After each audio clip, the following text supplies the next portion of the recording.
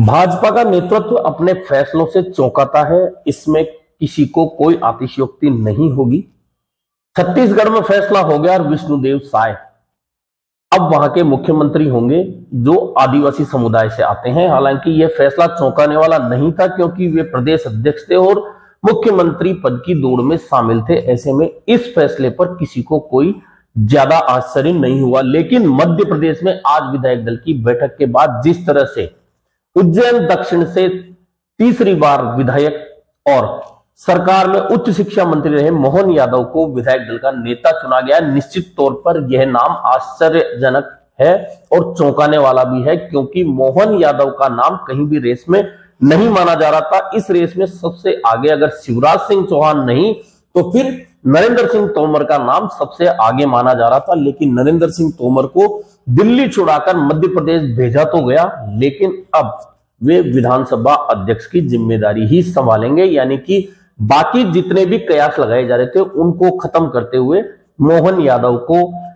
Party के आला कमान ने अब विधायक दल का नेता चुनकर मध्य प्रदेश की कमान सौंप दी है। यह एकदम चौंकाने वाला फैसला था, लेकिन अब राजस्थान पर नजर जम गई है क्योंकि राजस्थान का फैसला सबसे अंत में भाजपा करने जा रही है और कल भाजपा विधायक दल की बैठक दिन में होगी और कल दोपहर तक यह तय हो जाएगा कि राजस्थान में अब भाजपा विधायक दल का नेता कौन होगा और कौन राजस्थान की कमान संभालने वाला है। अब इस दौर में चूंकि आदिवासी और ओबीसी दो मुख्यमंत्री दो प्रदेशों में भाजपा बना चुकी है, 3 में से। ऐसे में अब यहां दौड़ में जो ओबीसी वर्ग के नेता थे, चाहे वे अश्वनी वैष्णव हो या बाबा बालकनाथ हो, वे दौड़ से बाहर हो गए हैं स्वतः ही और इस बारे में खुद उन्होंने ही संकेत दे दिए थे अपने बयानों में। इसके बाद नाम आता था आदिवासी, यानी कि डॉक्टर किरोड़ी लाल मीणा का, कि यह चौंकाने वाला नाम हो सकता है। लेकिन चूंकि आदिवासी अब छत्तीसगढ़ में मुख्यमंत्री है विष्णुदेव साय, तो निश्चित है कि आदिवासी नेता भी मुख्यमंत्री पद की दौड़ से बाहर हो चुके हैं, यानी कि किरोड़ी लाल मीणा भी अब इस दौड़ से बाहर हो चुके हैं। ऐसे में अब जो नाम बचे हैं उनमें वसुंधरा राजे की सहमति, बार बार मैं कहता हूं कि वसुंधरा राजे की सहमति किस नाम पर हो सकती है। हालांकि वसुंधरा राजे आज भी दौड़ में सबसे आगे रहने वाली है। इसका एक कारण तो कि सामान्य वर्ग, दूसरा महिला, क्योंकि तीनों प्रदेशों में से अभी एक भी जगह महिला को मुख्यमंत्री नहीं बनाया गया है और यदि ऐसा फैसला नहीं करती है भाजपा तो निश्चित मानिए कि जो महिला आरक्षण को लेकर भाजपा बात कर रही है, वाहवाही ले रही है, तो कहीं ना कहीं लोगों को कहने का मौका मिलेगा कि एक और तो महिला आरक्षण पर आप वाहवाही लेते हैं, दूसरी ओर एक भी महिला को मुख्यमंत्री नहीं बनाते हैं, यानी कि आज भी। और इसमें भी एक बात बहुत इंपॉर्टेंट है कि यदि विधायकों से 1 to 1 बात की जाती है तो निश्चित मानिए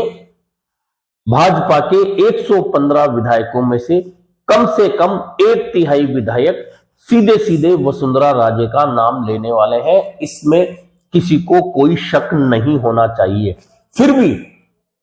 वसुंधरा राजे के अलावा जिन नामों पे अब चर्चा हो सकती है उनमें ओम बिरला का नाम महत्वपूर्ण हो सकता है, लेकिन चूंकि वे अब लोकसभा अध्यक्ष हैं और वहां से अचानक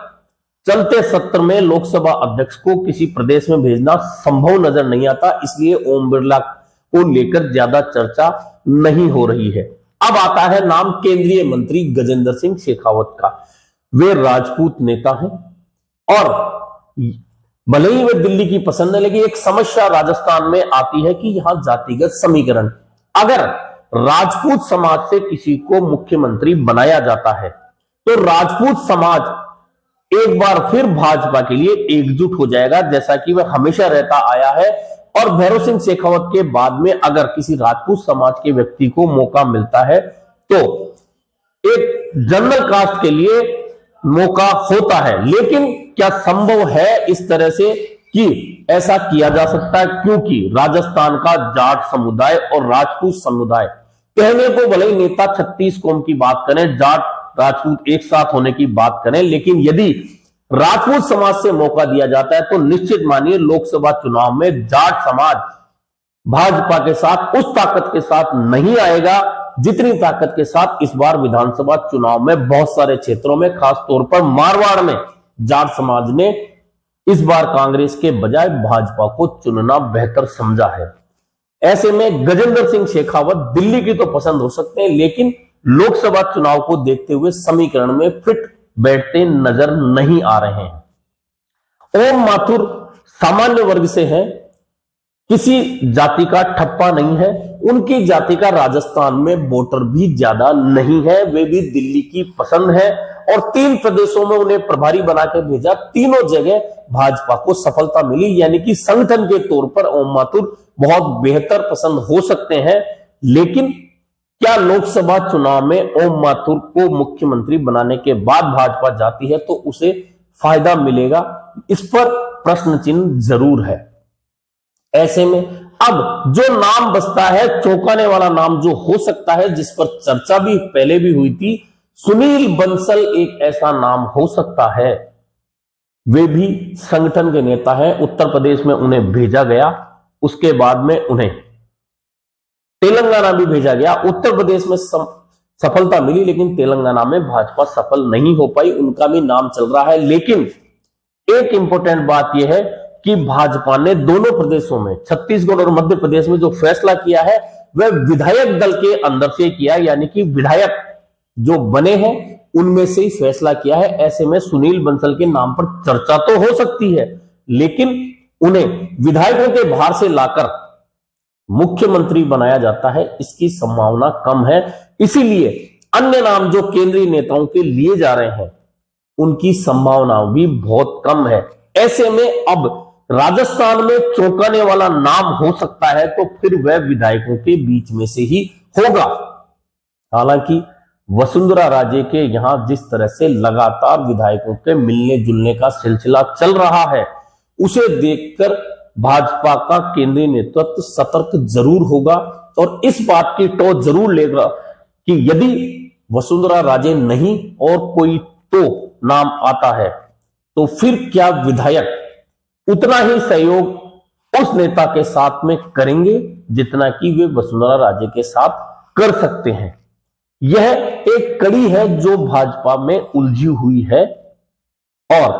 क्योंकि लोकसभा चुनाव में बार बार कह रहा हूं कि इन प्रदेशों में कुल मिलाकर लोकसभा की 65 सीटें हैं, जिनमें से 62 सीटों पर इस समय भाजपा का कब्जा है। और यदि जरा सी भूल होती है इन प्रदेशों में भाजपा की सीटें लोकसभा में घटती है तो इनकी भरपाई अन्य प्रदेशों से करना मुश्किल होगा, क्योंकि बिहार, कर्नाटक और महाराष्ट्र, जहां से पिछली बार भाजपा ने अच्छी सफलता हासिल की थी, वहां अब इतनी सफलता हासिल करना संभव नहीं है, क्योंकि बिहार में गठबंधन टूट चुका है, महाराष्ट्र में शिवसेना से गठबंधन टूट चुका है, कर्नाटक में भाजपा की सरकार जा चुकी है। ऐसे में वहां का जो घाटा है वो तो होगा ही। अब इन प्रदेशों में जो 62 सीटों पर भाजपा का कब्जा अगर घट जाती हैं तो फिर इसकी भरपाई भाजपा कहां करेगी, यह सबसे बड़ा सवाल है। और चूंकि राजस्थान इसलिए इंपॉर्टेंट है कि 2 बार यदि कोई पार्टी 25-25 सीटें यानी कि पूरी की पूरी लोकसभा सीटें जीतकर निकल जाती है, उस प्रदेश में उसे सावधानी बरतना बहुत ज्यादा जरूरी होता है। ऐसे में अब कल जब विधायक दल की बैठक होगी तो एक बात तो बिल्कुल तय है, जिस तरह के फैसले छत्तीसगढ़ और मध्य प्रदेश में हुए हैं, कि विधायक दल में से ही किसी को विधायक दल का नेता चुना जाएगा। ऐसे में केंद्रीय मंत्रियों या अन्य नेताओं के जो नाम सामने आ रहे हैं उन पर अब चर्चा नहीं होने वाली है, लेकिन विधायक दल की बैठक में वसुंधरा राजे के अलावा अन्य चेहरे कौन होंगे, अगर ऐसा होता है तो निश्चित मानिए वह नाम चौंकाने वाला होगा। और राजेंद्र राठौड़ का एक बयान यहां कोट कर देता हूं, उन्होंने कहा है कि राजस्थान में प्रधानमंत्री नरेंद्र मोदी के चेहरे पर जीत मिली है, ऐसे में किसी को मुगालता नहीं पालना चाहिए कि उसके चेहरे पर भाजपा जीती है। यह इशारा किसकी ओर है ज्यादा समझाने की जरूरत नहीं है, लेकिन चूंकि राजेंद्र राठौड़ विधायक नहीं है, ऐसे में पार्टी नेता के तौर पर तो उनका यह बयान इंपॉर्टेंट है, लेकिन विधायकों से अगर 1-to-1 चर्चा होती है तो फिर इस बयान का कोई मतलब नहीं रह जाता। और वैसे भी राजनाथ सिंह और वसुंधरा राजे के बीच में राजनीतिक रूप से अच्छे संबंध हमेशा रहे हैं और राजनाथ सिंह यहां पर्यवेक्षक बन के आ रहे हैं। ऐसे में ज्यादातर उम्मीद यही है कि वसुंधरा राजे ही चेहरा हो, और अगर वसुंधरा राजे नहीं होंगी तो निश्चित मानिए उनकी सहमति के बिना किसी अन्य पर चर्चा भाजपा नहीं करेगी। हालांकि चर्चा यह भी आई है कि राष्ट्रीय अध्यक्ष जेपी नड्डा ने वसुंधरा राजे से विधानसभा अध्यक्ष बनने के लिए कहा, लेकिन वसुंधरा राजे ने स्पष्ट रूप से इनकार कर दिया। यानी कि यह एक समस्या का कारण अभी तक भाजपा के लिए बना हुआ है, जिस पर स्पष्ट तौर पर खुलासा कल दोपहर को होगा, जब विधायक दल की बैठक के बाद में तीनों पर्यवेक्षक यह घोषणा करेंगे कि यह नेता राजस्थान में भाजपा विधायक दल का नेता होने वाला है।